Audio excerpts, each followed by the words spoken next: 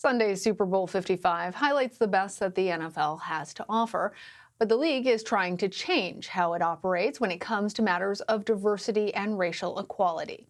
I want to bring in Josina Anderson, who is an award-winning sports reporter and host of the Undefined with Josina Anderson Show, and CBS News contributor Antjuan Seawright. Antjuan, I'm going to start with you. During the summer of 2020, after George Floyd's murder, we saw a lot of black athletes calling for change and equality in sports. Is the NFL, as a league, taking those calls seriously? Well, happy Super Bowl Sunday, Lana. And let me say this, sadly, it took a black man being killed at the hands of law enforcement, not just for the NFL and other sports entities to pay attention, but for the world to pay attention. But I think to appreciate where we are now, I think we have to understand how we got here. It was Colin Kaepernick, who many people will refer to as a hero now, who took a knee. Not because he was un-American, not because he did not appreciate this country. He took a knee because he recognized, like so many of us have, that black and brown people were being killed and mishandled at the hands of law enforcement. So he took a knee. There were others who joined him. There were some of his teammates who did not look like him, who did not have the experiences of him, who also joined him in the effort. And then we had a president who called for the firing of the SOBs. We had leaders in partisan politics who said it was un-American, and there was a whole big thing in this country. And now there's a different thought process. There's a different line of thinking because a black man named George Floyd was killed at the hands of law enforcement. So I would say the NFL has recalibrated, and thankfully, it's not just African-American athletes who took a stand because they recognized what's going on. It was athletes who are not African-American. It was those who do not have the African-American experience who also realized that we just cannot continue to do what has been done, and our platforms mean something, and we have to use them. I want to dig deeper into Colin Kaepernick, his legacy and his future in just a second with you, Antjuan. But Josina, the Institute for Diversity and Ethics in Sports gave the NFL a B+ grade for its diversity hiring practices in 2020. I want to talk to you about leadership, because that same report card shows a lot more is needed in terms of management. The league has just 4 head coaches of color, 2 general managers of color. How does the NFL ensure that they're making positions of leadership more diverse? Well, I think they're trying to take this step with, obviously, the Fritz Pollard Alliance to incentivize teams to consider diversifying the front office and their head coaching positions more. Going into this season, you saw them implement a package where teams would receive higher compensation if they have a front office member or head coach that goes to another team, so that team that is losing that member would then acquire that. And I think we saw improvement on the front office side. The Washington football team got Martin Mayhew as a general manager. Terry Fontenot went to the Atlanta Falcons. You also saw David Culley as a head coach come to the Houston Texans. And we also saw Brad Holmes as a general manager come to the Detroit Lions. So at least on the front office perspective, I think that was an improvement. It was a disappointment from the standpoint of the head coaching aspect, because there were people, especially in the media and fans of the National Football League, that wanted to see it even more, given the amount of vacancies that were there. And then there's been this lingering conversation with respect to qualified candidates, such as Eric Bieniemy, who is the offensive coordinator for the Kansas City Chiefs today, who many thought should have gotten one of those jobs. And it's not to take away from the candidates that did get the jobs, but rather having a more honest conversation, particularly when you're comparing resumes, as to how much of a meritocracy it really is, whether the incentive is there or not.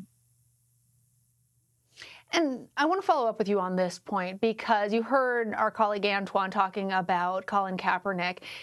Is diversifying the front office essential for making sure that people better understand his message at that time? Do you think that a more diverse NFL in terms of management would have received his knee in a different way?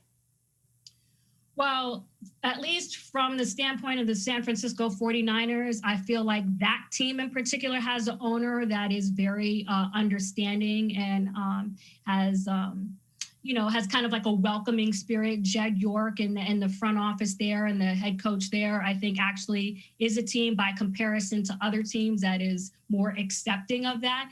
So from that standpoint, yes, I do think that that would help. I mean, you have 32 teams. None of the owners are of a diverse makeup. But even within that, I do think that there are owners who have more of an inclination to be understanding than others. But I also think that it's even more necessary when it comes to just the diversification of the positions in the NFL. When you look at the quarterback position and the performance and production of like a Lamar Jackson and Deshaun Watson and Patrick Mahomes, who's playing in the Super Bowl today, I think having owners and front office executives that are more willing to accept the different prototype at positions that are very important and impactful in the National Football League has been very helpful compared to the things that we've seen, particularly when I started my career in the NFL. I mean, you can look back at teams that have had questions like the Denver Broncos or other teams like the Chicago Bears when Patrick Mahomes and Deshaun Watson were standing there and available, and they took other quarterbacks, and there have been honest conversations as to why that is, the comfort levels, what managers accept as, the prototypes that they're looking for. And I do think over time that those have been challenged, and we have seen progress in that. It's just a matter of that happening even more. But certainly when there's great players that have success, it impacts how the league evaluates not only players, but as you mentioned, how they handle issues outside the lines as well. And Antjuan, since it's been 3 years since Colin Kaepernick peacefully protested, has the league changed its view on athletes being social activists and speaking truth to power?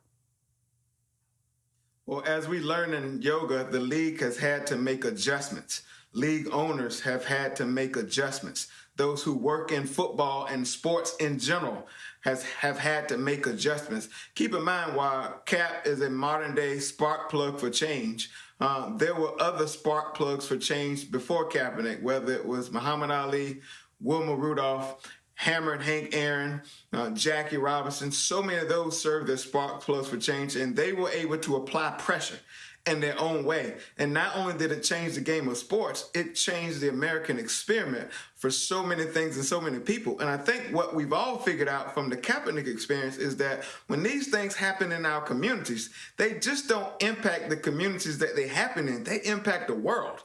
And we saw that with the George Floyd experience. And yes, Cap was met with resistance. Yes, there were people who criticized him, called him everything but a child of God or a person who wants to do the right thing.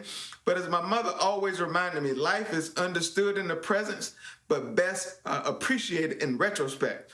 And in retrospect, I think that sports in general have come to the conclusion that these athletes using their platforms to advocate for things they believe in because they're human, it's okay. So when people tell my friend, Coach Dawn Staley here in South Carolina, to shut up and coach because her college athletes, by the way, the #1 women's basketball team in the nation, decide to sit for the pledge, that's not okay because they're doing something that others have done for a very long time, and that's fight for change. When people tell LeBron to shut up and dribble, that's not okay because if it was not for LeBron, I'm not sure politically you would have had so much participation in the last election cycle like we did because he decided to get off the sidelines and get in the games. If NASCAR had not decided to remove their flag from places where they hold races, I'm not sure that you have people paying attention to the NASCAR sport or to racing in general as you do now and looking for other elements of change to happen. So all these people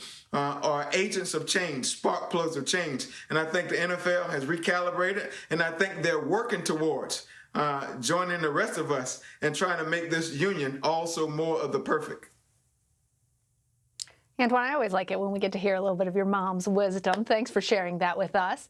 Tell her I appreciate it, especially. Josina, NFL Executive Vice President of Football Operations, Troy Vincent, he says that the league is still in contact with Kaepernick on matters of league diversity. I'm going to play something for you. We commend Colin, Antjuan, Malcolm Jenkins. There were so many, Kenny Stills, Eric Reed. These individuals were stellar in their efforts, ongoing efforts. We support the players. We continue to. As a former player myself, the peer-to-peer relationship is critical. Again, I've reached out to Colin and others to make sure that we have an inclusive process on what our efforts should be and how we go about getting it done together. So we know that Kaepernick settled with the NFL in 2019, and that's confidential, so we don't know exactly the contents of that. But if the league considers him to be a leader, why hasn't he been picked up by a team? Well, it depends on who you ask, right? And one thing that you can't do is you can't force decision makers to make a certain decision. You know, some people will say it's because of how long he's been out of the NFL. Some people will say it's because Colin really, at this point in time, doesn't want to be back in the NFL. From my own reporting, at least I know this season, there was at least one team that would have brought Colin Kaepernick on their team, and it did not happen. I didn't get a chance to talk specifically to Colin about that, but from the team's interest perspective, I know that he had at least one. But, you know, good for Colin that he's doing well outside of the NFL in terms of still lending his voice to the league. You know, commercial success with Nike. I believe he also writes and publishes with the Medium platform. So he's doing well from that standpoint. But certainly when it was closer to the time when he was trying and he had that workout and he was more active in trying to get back into the league, there were definitely even more legitimate questions at that time. I just think the good thing about Colin Kaepernick compared to now as to when he first started kneeling is that, you know, even though it took a George Floyd to open the eyes of the NFL even more and the world even more, and the Players Coalition actually had formed before that, and the NFL was giving money to certain social programs before the George Floyd thing. But I think what Colin Kaepernick has, you know, come to be appreciated even more for is the fact that he has challenged the NFL and other people to look at their bias when it comes to things. And I think that is the aspect that the NFL is better at now in terms of accepting the bias that was there and being more welcoming of the change that needs to happen in that respect. I think that's a very important point. And I guess just to follow up and put a little period at the end of that, do you think Kaepernick needs to be picked up? Does it mean something if he does get selected by a team and plays ball again, or he's beyond that at this point?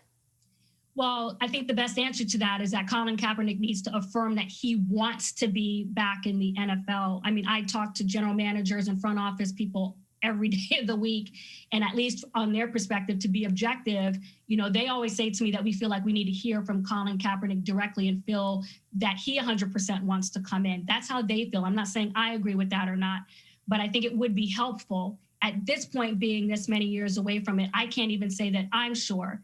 But if he did want to be, oh man, the effect would be cataclysmic from a marketing standpoint, from a fan standpoint, a love standpoint. It would be so strong. But I can't look at you in the camera and say that I know 100% that Colin Kaepernick still wants that at this point. All right, Josina, Antjuan, thank you both. Mm-hmm.